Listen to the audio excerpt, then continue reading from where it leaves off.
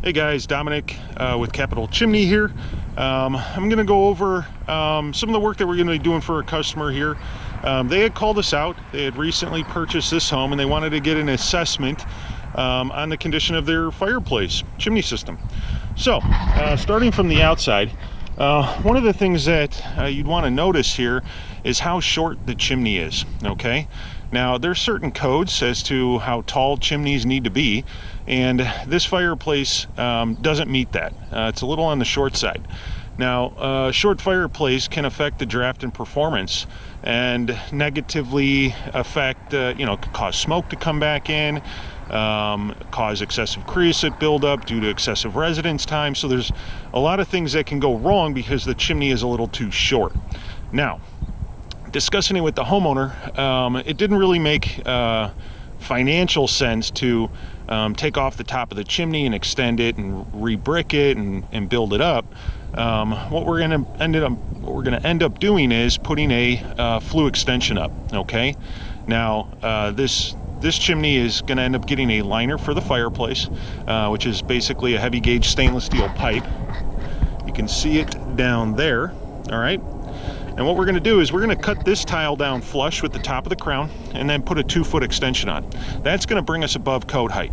Now, code is minimum 3 feet out of the roof and 2 feet higher than any roof section within 10 feet. So where the pipe terminates needs to be 3 feet above the roof, which it isn't, and then needs to be 2 feet higher than this peak right here, which once again it isn't. So we're going to be putting a 2-foot extension on from the top of the crown up and putting a new stainless steel liner in. Our customer, actually pretty handy, did this stainless steel liner here for his heating appliances himself. Actually looks pretty good. We're going to be doing some other work inside as well. The firebox where you actually make the fire. A lot of the bricks in there are cracked and damaged, chipped, loose, etc. So we're going to be doing some repairs to the firebox as well. So first things first, we're going to get this termination cover removed. We're going to get this tile cut down flush with the top of the crown, and then we're going to work on installing the new stainless steel liner for the fireplace. The stainless steel liner has been custom ovalized to fit this rectangular flue system. And then we will then be insulating around that stainless steel pipe. I'm going to show you guys the process and how that works so you guys have a clear understanding. Now, the reason we're putting a stainless steel liner in this home is because these clay pipes are cracked. So these clay pipes here run from the top of the fireplace all the way out to the top of the chimney, and they carry the exhaust gases, so heat, flame, smoke, sparks, etc. Now, when you have pipes that are cracked inside like that, it can allow those exhaust gases to escape. This chimney runs right along the side of the house, okay? So it's surrounded on 3 sides with wood structures, basically. 2x4s, framing structures, roofing structures, sheeting, wood flooring, etc. So if the pipes are cracked, can allow that stuff to escape and possibly come in contact with combustible materials. Obviously a dangerous situation. So we're going to rectify that for them today. All right, we'll check back a little later. All right, so we're back inside the house. As you can see, looking at this back wall, if you can show up in the video, is you can see lots of these bricks in the back wall that are cracked, and some of these are cracked in half. I mean, half of them are missing. Show up. There we go. Now, this firebox is meant to contain the products of combustion until it vents up the chimney, okay? So you need to make sure that this is in good structural shape, prevent heat transfer, etc. Now, also looking up, you can see that the damper plate is missing here. So we're going to be installing a high-efficiency top-mounted damper system. It's a pretty neat kit, so I'll show you guys that once we get that installed as well. As I mentioned before, this is also going to be getting a liner due to the existing clay tiles being cracked. So we'll check back a little bit later. Hey guys, Dominic with Capital Chimney here. So this customer of ours, they had recently purchased this home and they called us out for an assessment on their chimney, which is always recommended whenever there is a sale or transfer of a home. You buy a house, you always want to have the chimney professionally swept and inspected. We go off the CSIA guidelines, Chimney Safety Institute of America, which state that upon sale or transfer of a home, the chimney should be swept and inspected. A lot of people think, well, I had a home inspection done. which is great, but home inspectors, especially when it comes to chimneys, they don't have the same training, knowledge, or expertise dealing specifically with chimneys. So their inspection reports can be lacking in that area. So they called us out. They knew there was a few issues, but they wanted a professional opinion and figure out exactly what was going on. So we came out and we did a sweep and inspection. I'm going to show you guys some stuff that's going on inside a little bit later, but while we're outside, I want to show you a few things from the outside. Now, this is very obvious. This chimney is just way too short, okay? There's certain codes that you need to follow when it comes to chimney height. Needs to be a minimum of 3 feet out of the roof where it terminates, which would be right here. So from this area here to here is not 3 feet, not even close. Also, it needs to be 2 feet higher than any roof section within 10 feet. Now you got the peak of the roof right over there. All right, you follow a straight line across, and you're not going to be 2 feet above that here either. So that can lead to a whole host of possible chimney issues. Drafting problems, smoke backup, excessive residence time, etc. Now, speaking about these pipes, these are rectangular 9 by 13 clay pipes, okay? Each one of these pipes is about 2 feet tall, and they stack from the top of the fireplace all the way out the top of the chimney. Now, these carry the exhaust gases from the fireplace. Heat, flame, smoke, sparks, etc. Now, after we swept this, we inspected it, and we saw that there are cracks in these pipes. You actually see an outline of one here, but they're continuous running down the chimney system, the flue system. Now, if you were to use the fireplace in its current state, it's potentially dangerous. It could allow, this is a minor crack, there's some bigger ones inside, but it could allow those exhaust gases to escape. Plus, when these pipes get hot, things expand, those cracks get wider.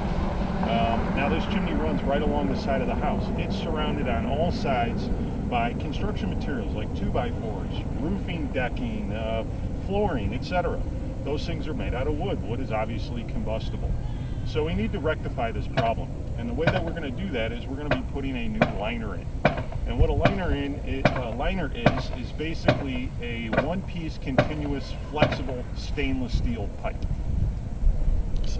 It's just the screensaver. It's still recording. So it's a one-piece continuous flexible stainless steel pipe, and that's going to take the place of these existing clay pipes. So we'll show you how that installation works a little bit later. And if you want to get a video, look at the liner down there.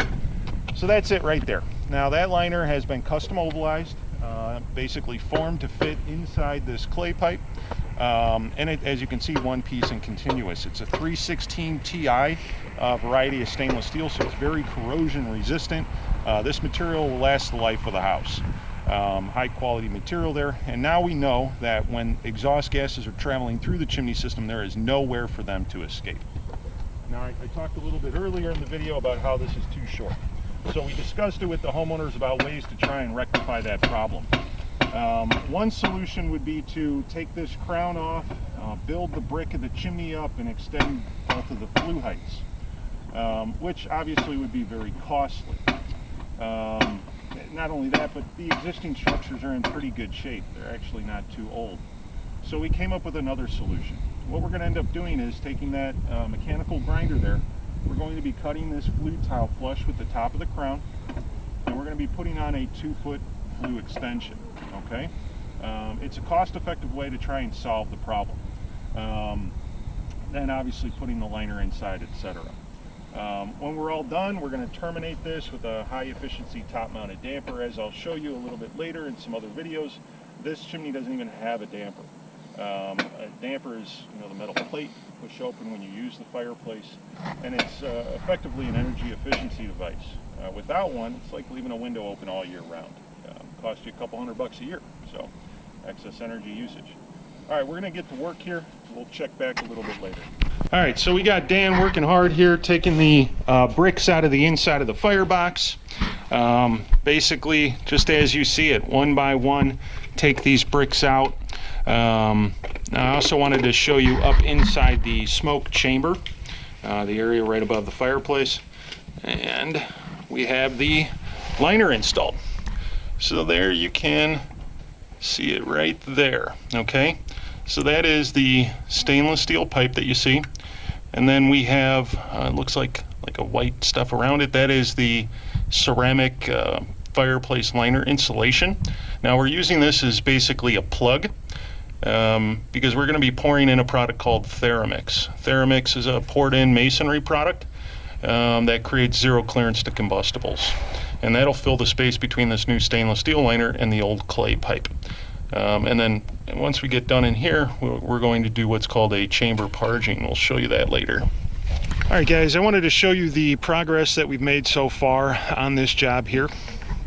Now, what you're looking at is a flue tile extension. So this pipe here is similar to the pipes that were originally inside the chimney. Now, if you remember in the video before, I had explained that this termination height, or where the exhaust gases come out, was too short. Explained that chimneys need to be a certain height. So what we did is we removed the piece of tile that was sticking up at the top, recessed it, stuck this new tile inside the opening through the crown. We then cemented it into place, and then we took our stainless steel liner and ran that up through it. Insulated in full, keep the flue gases nice and hot, keep any stainless steel from radiating heat outwards. So this is at proper termination height, actually well above, and on top of this we're going to be putting up a energy top damper system. We'll show you that in a little bit, but next I want to go inside and show you the firebox rebuild. Alright, so we're back inside. Dan did a fantastic job on the back wall of this firebox.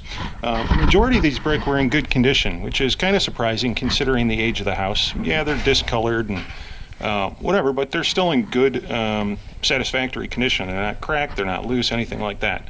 Where the major problem here was in this back wall.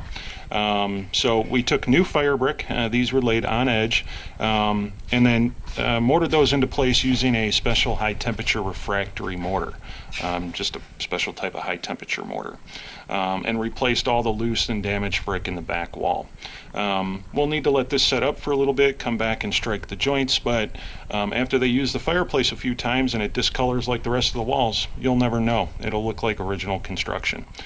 So overall everything turned out real great. Next course of action would be to do the smoke chamber parging, which is what we're going to take care of next. We'll put that damper up, and then after a few days of letting everything cure, they'll be able to use their fireplace. All right, we'll check back a little bit later. I wanted to show you guys the finished product up at the top here. So in my last video we had the tile extension done, cemented into place. Now we've installed the Energy Top Damper Plus. This is a high efficiency cap and damper system. If you can see in there, it's got a pliable gasket. Hey, go ahead and pull that chain for me.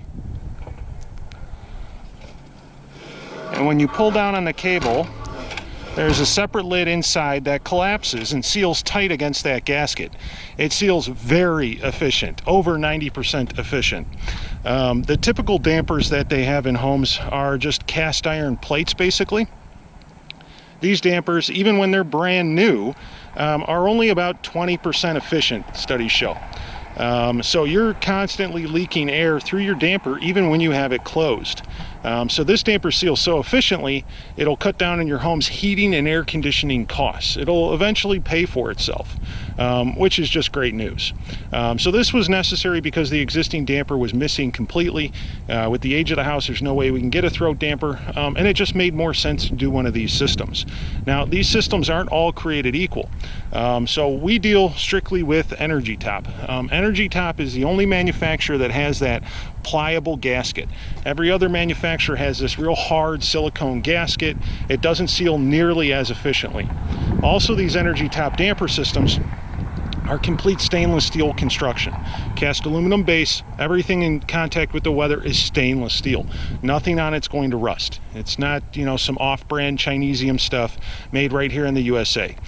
These products come with a lifetime warranty. Our company, Capital Chimney, backs that up with a full labor warranty as well. So if anything should happen to this system, there's absolutely no cost to you. Should it fail for whatever reason, we would repair to replace it with materials off of our truck, and we deal with the manufacturer reimbursing us. The customer elected to go with this version, the Plus version, over the standard version because it has this built-in animal screening. You guys may have seen in some of our other videos where we put up one of these damper systems that didn't have this cage around it. Those are the standard damper systems, which are great. And as long as you're diligent about closing the damper when you're not using the fireplace, nothing can gain entry to the system.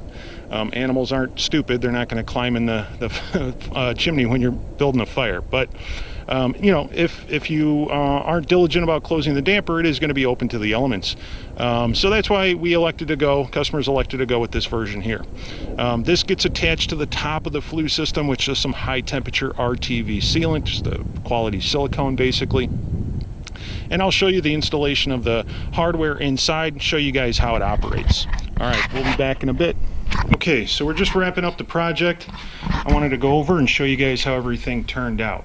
I've kind of give you guys progress updates on how everything was going as we were working, but I wanted to go over and show you guys the final project from inside the home. So we pointed out before we had to replace a bunch of bricks in the back wall of the firebox, did some tuck pointing in there and make sure that everything stays nice and solid. We provided the customer a grate as well. And one thing I hadn't showed you was the excuse me, operation for the damper system. So that's what you see right here. It is a stainless steel cable attached to a stainless steel handle on a bracket. Okay. Right now this damper is in the closed position, and you can tell that because this brass coupler is locked underneath the bracket and the line is tight. Okay, that means the damper is shut at the top of the chimney, just like I showed you in the other video. To operate the damper, super simple. Release it off the bracket, raises up automatically. You can stick the handle in the little hole right here so it doesn't dangle in the flame while you're using the fireplace. At this point, you're now free to use the fireplace. Once the fire is gone completely out, no more smoke or anything, pull down on the handle, slide it over, and that keeps the damper shut at the top of the chimney. All right. Now, I also want to show you guys what it looks like inside the chamber. And this is what it should look like when you have a new liner installed, the fireplace liner. Okay, so we showed you a video earlier of the stainless steel pipe. Now what we've done is we've created a funnel to funnel everything into that stainless steel pipe. So all around that liner there, we've parged or coated it with a high temperature refractory, just like a special mortar basically. And that's going to funnel all the heat, flame, smoke, sparks, etc. into that new stainless steel liner and make sure everything stays contained until it vents to the outside atmosphere. And then the only other thing that the customer needs to know is just wait a few days before using the fireplace. You got to let all the mortar and everything cure and set. And then yearly sweeps and inspections, and they should be good from this point on out. All right, guys, thanks for watching. Catch you next time.